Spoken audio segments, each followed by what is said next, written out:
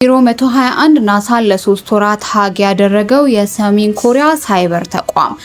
ሰሜን ኮሪያን በተመለከተ በምዕራባውያን ሚዲያዎች ተወርተው በአብዛኛው ሰው የሚታመኑ ብዙ ተረት መሳይ ወሬዎች አሉ። ከነዚህ መካከል በሰሜን ኮሪያ ጅንስ መልበስ ክልክል ነው፣ በሰሜን ኮሪያ ኮምፒውተር የሚጠቀሙ ሰዎች ቁጥር ከ400 አይበልጥም፣ ስማርት ስልክና መኪና የሚፈቀደው ለባለስልጣናት ብቻ ነው፣ ሁሉም የሰሜን ኮሪያ ወንዶች ጸጉራቸውን በፈለጉት አይነት መቆረጥ አይችሉም፣ እንዲሁም በየዓመቱ ታስበው በሚውለው የቀድሞ መሪ የሙት ዓመት ዕለት በመላ ሀገሪቱ መሳቅ ክልክል ብቻ ሳይሆን ለእስር የሚያበቃ ወንጀል ነው የሚሉና ሌሎች በርካታ የሐሰት ወሬዎች በሰፊው ከመወራታቸው የተነሳ ብዙ ሰው እውነት ናቸው ብሎ ያምናል። በእነዚህ በምዕራባውያን ሚዲያዎች ለዓመታት ሲወሩ ከቆዩ ፕሮፓጋንዳዎች የተነሳ ስለ ሰሜን ኮሪያ ሲወራ በአብዛኛው ሰው አእምሮ የተከሰተው በአምባገነን መሪ የምትተዳደር ከኒውክሌር ወታደራዊ ኃይል በቀር በሌሎች ጉዳዮች ከዓለም ስልጣኔ የተገለለችና የተጨቆኑ ህዝቦች መኖሪያ የሆነች ምስኪን ሀገር እንደሆነች ነው። ሰሜን ኮሪያን ሆን ተብሎ ለማሳነስ ከሚወሩት መካከል ከሁሉ የሚያስቅ የኮምፒውተርና ኢንተርኔት የሚጠቀሙ በመቶ የሚቆጠሩ ሰዎች እንደሆኑ የሚወራው ነገር ነው። እውነታው ምንድነው ካልን ሰሜን ኮሪያ የራሷ የሆነ ኢንተርኔት ሲስተም ያላት፣ በሚሊዮን የሚቆጠር የስልክ የዋይፋይ ተጠቃሚ የሚገኙባት፣ በኮምፒውተር እውቀታቸው የመጠቀ እውቀት ያላቸው በሺዎች የሚቆጠሩ ወጣቶች ያሉባት ሀገር ናት። እንዲያውም ለኮምፒውተር ኮዲንግ እውቀት ቦታ ከመስጠታቸው የተነሳ በልጅነታቸው በሂሳብና ኮምፒውተር ሳይንስ ጎበዝ የሆኑ ተማሪዎችን የሚመለምልና በስሩ አድርጎ የሳይበር ውጊያ ስልጠና ኮዲንግና ሃይኪንግን ጨምሮ ከፍተኛ የኮምፒውተር ሳይበር ስልጠና የሚሰጥ ቢሮ 121 የሚባል ተቋም አለ። በርካታ ስያሜዎችን በመጠቀም የተለያዩ ሳይበር ጥቃቶች የሚፈጽመው ቢሮ 121 ከ2 ዓመታት በፊት ወደ ናሳ የመረጃ ቋት በመግባት መረጃዎችን በመውሰድ በአሜሪካ ፍትህ ሚኒስቴር በሰሜን ኮሪያ ላይ ክስ መስርቶ ሁላ ነበር። በ2024 ተፈጽሞ በነበረው በዚህ ሳይበር ጥቃት እነዚህ ሰሜን ኮሪያ ሃከሮች ማዊ በተባለ የረቀቀ ቫይረስ አማካኝነት የናሳን ኮምፒውተር ሲስተም ሰባብረው ከገቡ በኋላ ናሳ ሳይበር ጥበቃ ክፍል ሳያውቅባቸው ለ3 ወራት ተደብቀው በመቆየት 17 ጂቢ የሚሆን ጠቃሚ መረጃ መውሰድ ችለው ነበር። እንግዲህ ኢንተርኔት የለም፣ ኮምፒውተር የሚባለውን ነገር የሚያውቁት ሰዎች ቁጥር ከ400 አይበልጥም ሲባል የምንሰማው የሰሜን ኮሪያዊን የኮምፒውተር እውቀት የዚህን ያህል ነው። አስደናቂ ሳይበር እውቀት ያላቸው የቢሮ 121 ሃከሮች አንድ ጊዜ ደግሞ የደቡብ ኮሪያ መከላከያ ሚኒስቴር ኮምፒውተር መረብ ጥሰው ገቡ። ሃከሮቹ እጅግ ጥብቅ ቁጥጥር ወደሚደረግበት ወደ ደቡብ ኮሪያ መከላከያ ሚኒስቴር የኮምፒውተር ሲስተም ከገቡ በኋላ አሜሪካና ደቡብ ኮሪያ በጋራ ያዘጋጁትን ኦፕሬሽን ፕላን 5015 የተባለውን የጦር እቅድ ወስደዋል። ይህ እቅድ ሰሜን ኮሪያ ወረራ ብትፈጽም እንዴት ምላሽ እንደሚሰጥና የሰሜን ኮሪያ መሪዎችን ለማጥፋት የታቀደ ሚስጥር ሰነድ ነው እና ምዕራባውያን ሚዲያዎች አንሳ እንድትታይ የሚሞክሩት ኮሪያ ምድር ላይ ያለው እውነታ የሰማይ የምድር ያህል የተራራቀ ነው። የጦር መሳሪያ ክምችቷ መሟጠጥ የኢራን ግጭት ላይ ምን ተጽዕኖ ሊያሳድር ይችላል? የአሜሪካ ፕሬዝዳንት ዶናልድ ትራምፕ አገራቸው የማያልቅ ወሳኝ የጦር መሳሪያ አቅርቦት እንዳሏት ተናግረዋል። የኢራን መከላከያ ሚኒስቴር በበኩላቸው አሜሪካ ካቀደችው በላይ ጠላት የመቋቋም አቅም አለን ብለው የጦር መሳሪያዎቹን ክምችትና አቅርቦት ብቻውን የግጭቶች ውጤት አይወስኑም። በሩሲያ በሁሉም ረገድ የምትበልጠው ዩክሬን ለዚህ ጥሩ ማሳያ ነች። ቢሆን ግን የጦር መሳሪያ ክምችት በጦርነት ውስጥ ወሳኝ መሆኑን የሚካድ አይደለም። የዘመቻው ፍጥነት ከመጀመሪያው ጀምሮ ከፍተኛ ነበር።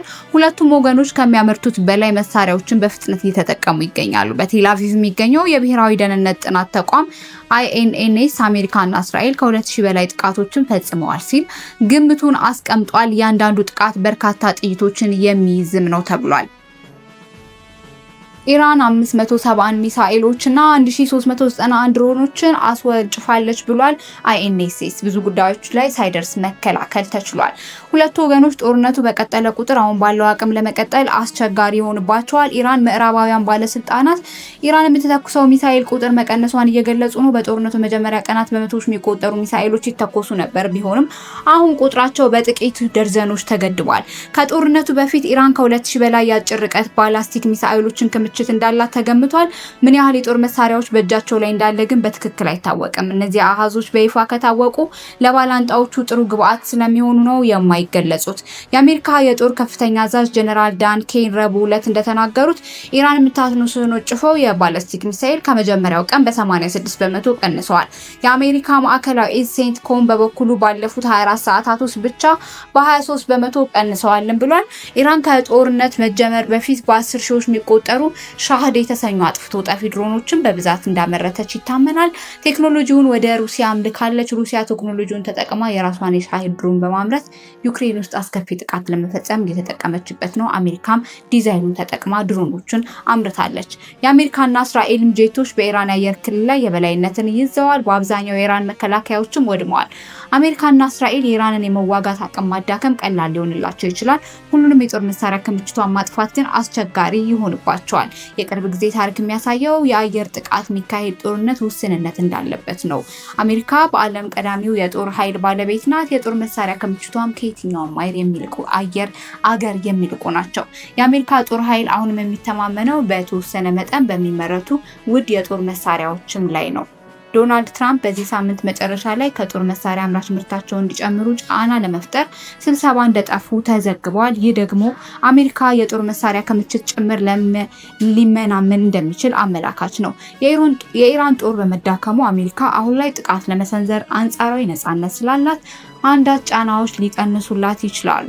አሜሪካ ይህንን የውጊያ አካሄድ ተጠቅማ ለዘላለም በሚባል ደረጃ መቀጠል እንደምትችል ተናግረዋል። ጦርነቱ በቀጠለ ቁጥር የኢላማዎች ዝርዝር እየቀነሱ ስለሚሄዱ የዘመቻው ፍጥነት እየቀነሰ ይሄዳል ማለት ነው። የአየር መከላከያ ማርክ ካንቺኒያ እንደሚሉት አሜሪካ በ10 ሺህ የሚቆጠር የጄዳን ቦምቦች ባለቤት ናት። ውድ የሆነው የአየር መከላከያ ስርዓት አቅርቦት ግን አናሳ ነው። በግጭቱ የመጀመሪያ ላይ ከኢራን የሚሰነዘሩ የበቀል ጥቃቶችን ለማክሸፍ የአየር መከላከያ ስርዓቶች ወሳኝ ነበሩ። የፓትሪዮት ሚሳኤሎች ከፍተኛ ፍላጎትም ናቸው። አሜሪካ ከአየር ወደ መሬት የሚያደርገው ጦርነት ለረጅም ጊዜ መቀጠል እንደምትችል ቢናገሩ አየር መከላከያ ጦርነት ይበልጥ አሰልቺ ይሆናል። ፕሬዚዳንት ትራምፕ የፓትሪዮትን ቁጥር ለመቀነስ ፈቃደኛ ከሆኑ ኢራን የበለጠ መቋቋም እንደምንችል አስባለሁ። ይህ የፓሲፊክ ቀጠናን ወደ ግጭት ውስጥ የማስገባት አደጋ ይኖረዋል። ትራምፕ በዚህ ሳምንት መጨረሻ ላይ ከአሜሪካ የጦር መሳሪያ አምራች ጋር ለመገናኘት መዘጋጀታቸው የጦር መሳሪያ ክምችት አደጋ እንዳለበት የሚያሳይ ምልክት ነው። የአሜሪካ የጦር ሚኒስተር ፒት ሄግሴን ግን ኢራን ከኛ በላይ የተዋጋች መዝለቅ አትችልም ሲሉ ተናግረዋል። ይህ ሀሳባቸው ምናልባት ትክክል ሊሆንም ይችላል። ይህ መረጃ የቢቢሲ ነው። ኢራን አነጋጋሪ ነገር ሚሳኤል ይዛ መጥታለች። ኢራን አሜሪካን መድረስ የሚችል አዲስ የረጅም ርቀት ሚሳኤል መሞከሯንም ገልጻለች። ሙከራው ከሩሲያ በተገኘ ፍቃድ በሀገሪቱ በረሃማ ቦታ የተደረገ ሲሆን ስኬታማ ነበርም ተብሏል። የኢራን መንግስት 10,000 ኪሎ ሜትር ርቀት ተጉዞ ኢላማውን መምታት የሚችል አህጉር አቋራጭ ባላስቲክ ሚሳኤል መሞከሯን አስታውቃለች። ይህ ሙከራ በዓለም አቀፍ የደህንነት ተንታኞች ዘንድ ትልቅ መነጋገሪያ ሆኗል። ሪፖርቱ እንደሚያመለክተው ይህ ሚሳኤል በተሳካ ሁኔታ ከተሞከረ ኢራን በቀጥታ አሜሪካንን የመምታት አቅም እንዳላት የሚያሳይ ነው። ይህ በሀገሪቱ የጦር መሳሪያ ታሪክ ውስጥ ትልቅ እድገት እንደሆነም ተገልጿል። የሚሳኤል ርቀት 10,000 ኪሎ ሜትር የቴህራን ጦር አቅም አካባቢያዊ ስጋትነት አልፎ አህጉር አቋራጭ ወደ መሆን መሸጋገሩን ያሳያል። ይህ እርምጃ በምዕራባውያን ዘንድ ከፍተኛ ስጋት የፈጠረ ሲሆን በስትራቴጂካዊ የኃይል ሚዛን ላይ ለውጥ ሊያመጣ እንደሚችል ይጠበቃል። ጉዳዩ እስካሁን በገለልተኛ ወገን ባይረጋገጥም ሙከራው እውነት ከሆነ በኢራንና ምዕራባውያን መካከል ያለው ውጥረት ይበልጥ እንደሚያባብሰውም ተገምቷል። በሌላ በኩል አንድ አቋማሪ ድርጅት የኢራንን ጠቅላይ መሪ የነበሩ ሀሚኒ ከስልጣን ይወርዳሉ በሚል ባደረገው ውርርድ በአንድ ቀን $500,000 በላይ ትርፍ ማግኘቱ ተሰማ። በኢራን ላይ በተፈጸመ ጥቃት ቁማርተኞች ከፍተኛ ትርፍ ማግኘታቸው የውስጥ መረጃን በመጠቀም የመነገድ ጥርጣሬን አጭሯል። የኢራን ጠቅላይ መሪ ሀሚኒ የተገደሉበት ጥቃት በኢራን ላይ ከመፈጸሙ ጥቂት ሰዓታት ቀደም ብሎ ስማቸው ባልታወቀ ሰዎች የተደረጉ ውርርዶች፣ ቁማሮች የውስጥ ምስጢራዊ መረጃን በመጠቀም የመንገድ ስጋትን ፈጥሯል። በዋሽንግተን በካሺና በፓልሜርኬት የመገመቻ መቋመሪያ ገበያ መድረኮች ላይ ነጋዴዎች በግጭቶች ውጤትና ከፍተኛ ዋጋ ባላቸው ጂኦፖለቲካዊ ክስተቶች ላይ ውርርድ እያካሄዱ እንደሚገኙ አልጀዚራ ዘግቧል።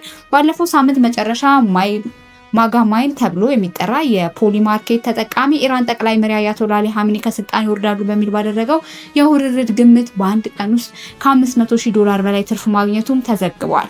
የካሊፎርኒያው ዲሞክራቲክ ተወካይ ማይክ ሌቪን በኤክስ ገጻቸው ላይ እንዳሰፈሩት ይህ ግለሰብ ውርርዱን የጀመረው የጥቃቱ መፈጸም እድል 17% ብቻ በነበረበት ወቅት ሲሆን የመጀመሪያው ንግድ ልውውጥ የተደረገው ደግሞ ዜናውን ለህዝብ ይፋ ከመሆኑ 71 ደቂቃዎች ቀደም ብሎ ነው። ይህ ሁኔታ ቀደም ሲል በጦርነት ትርፍ የማጋበስና የውስጥ መረጃን የመጠቀም ስጋት የገባቸው ህግ አውጪዎች ያስደነገጠ ተመሳሳይ ክስተቶችን አስታውሷል።